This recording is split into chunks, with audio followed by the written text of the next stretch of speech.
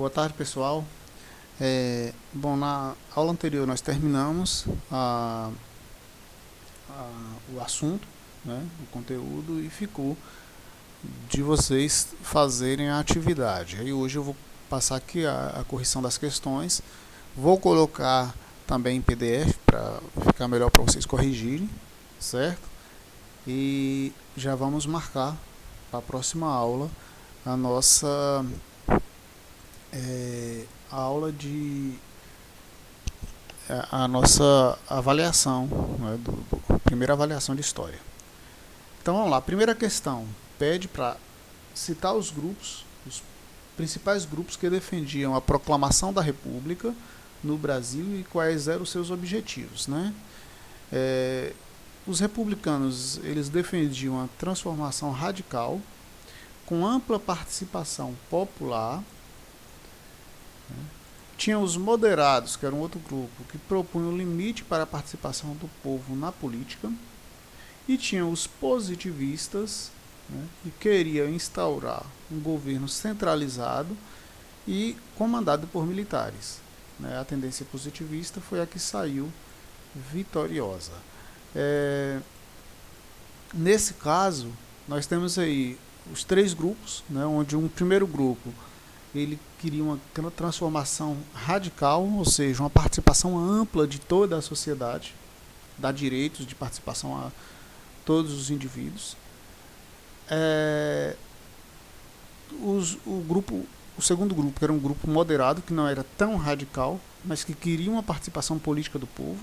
Né? É claro que eles queriam limitar essa participação a pessoas mais importantes, né? Pessoas que tinham maiores riquezas e tal. E o terceiro grupo, que era o grupo dos positivistas ligados aos militares, eles queriam apenas uma república que fosse centralizada nas mãos dos militares, onde eles comandariam. E foi essa tendência que saiu vitoriosa, que nós vimos. Foram os militares que deu um golpe, né, expulsaram o imperador do Brasil e o poder ficou na mão deles. Teve dois governos militares, o Deodoro da Fonseca e do Floriano Peixoto, que, por não dar certo, houve ali até mesmo por conta dessas ideias de centralização, houve uma grande briga com as oligarquias, né, que mandavam na política local, e o terceiro presidente da República já foi um presidente civil, para tentar contornar esses conflitos que haviam entre os militares e as oligarquias locais. A segunda questão é quais foram as principais medidas estabelecidas na Constituição Republicana do Brasil, né, na primeira Constituição Republicana do Brasil. Então vamos lá. A primeira Constituição Republicana do Brasil é de 1891, né, logo após a proclamação da República. Uma das principais medidas, ela estabeleceu a separação entre igreja e Estado, ou seja, passaram a ter atuações diferentes, igreja e Estado, não era mais a mesma coisa.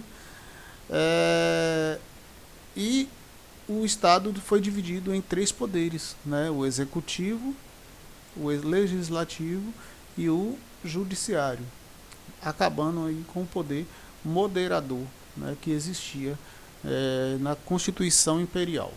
Os representantes do governo deveriam ser eleitos por votos direto, né, somente maiores de 21 anos e alfabetizados poderiam votar, o que já tirava aí de cara uns 70% ou mais da população brasileira que era analfabeta. Além disso, deixava de fora pessoas que fossem soldados, religiosos, e mendigos nem se diz, né? Porque já enquadrava a maioria dos mendigos na questão da alfabetização. Essas pessoas não tinham direito ao voto. Em relação à mulher, a Constituição não faz referência ao voto feminino, mas as mulheres aqui não votavam pela tradição, então também não estava fora da questão do voto. E além disso, a Constituição ela afirmava a igualdade de todos perante a lei, o direito e a liberdade, a segurança e a propriedade. Né? A terceira questão: quais eram os principais insatisfações dos revoltosos que participaram da revolta da Armada e da Revolução Federalista? Quais eram as principais insatisfações que tinham esses povos, né? Os participantes da revolta da Armada, que aconteceu no Rio de Janeiro, né, da Marinha, eles estavam insatisfeitos com a preponderância do Exército na política. Ou seja, apenas o Exército participava das decisões políticas e não a Marinha, por exemplo. A aeronáutica nesse período não tinha, mas a Marinha, né, que tinha um grande destaque nas forças armadas do país e não participava da política. Então eles se revoltaram contra isso.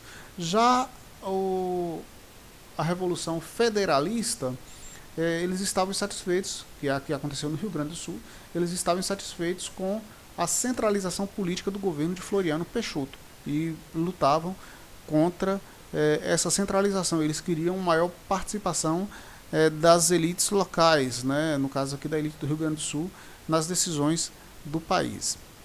A quarta questão pede para explicar, né, alguns termos. O primeiro é política dos governadores. O que foi a política dos governadores? Foi um sistema no qual o governo federal não interferiria nas disputas eleitorais locais, né, que acontecia nas províncias, né, que hoje nós chamamos de estados, e garantia que os presidentes dos estados escolhessem seus representantes para o Congresso, desde que estes apoiassem a União, ou seja, o governo federal.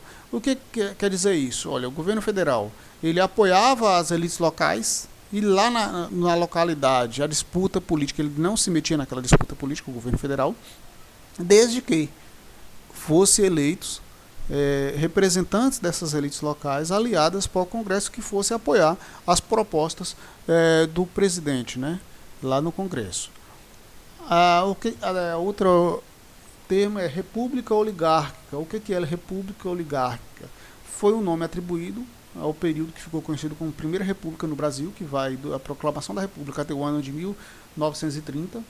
Né? Foi um período marcado pelo domínio político e econômico das grandes oligarquias agrárias. Né?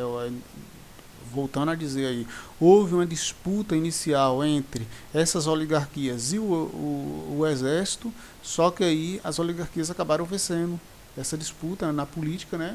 E elas acabam controlando o domínio político e econômico do país ao longo desses aproximadamente 40 anos. Então, o domínio político e econômico dessas oligarquias agrárias que controlavam o governo federal, o Congresso e o poder político nos estados. O outro termo é voto de cabresto. O que teria sido voto de cabresto? Foi a prática de induzir o eleitor a votar em um dos candidatos escolhidos pelo coronel, em troca de proteção e pequenos favores.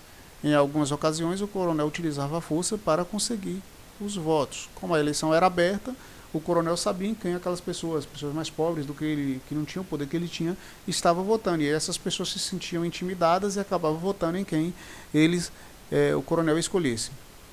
Tenentistas defendiam a política oligárquica no Brasil. Essa é uma afirmação, né? Tenentistas defendiam a política oligárquica no Brasil. E aí fala, essa afirmação é correta? Está correta? E se está correta ou não, por quê? E aí nós sabemos que não. Os tenentistas eles não defendiam a política oligárquica no Brasil, né? Porque os tenentistas eles criticavam, muito pelo contrário, eles criticavam o domínio das oligarquias no poder e defendiam a moralização das instituições políticas brasileiras, assim como o aumento da participação do Exército no governo, que já é um período em que o Exército tinha perdido lá com os dois primeiros governos militares, o Exército tinha perdido aquela preponderância que tinha sobre a política local e